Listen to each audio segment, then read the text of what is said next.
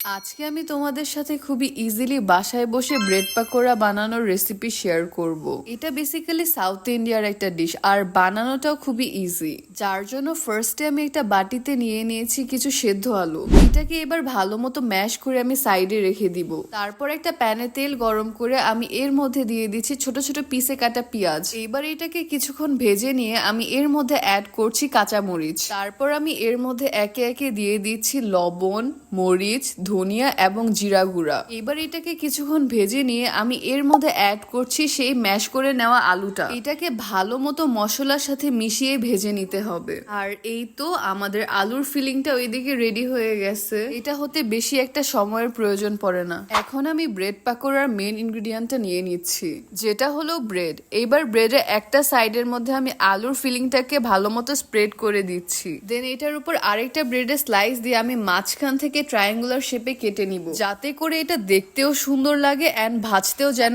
Easy হয়। After that আমি একটা বাটিতে নিয়ে নিয়েছি পরিমাণ মতো বেসন। তারপর আমি এর মধ্যে অ্যাড করছি লবণ, মরিচ, ধনিয়া এবং জিরা গুঁড়া।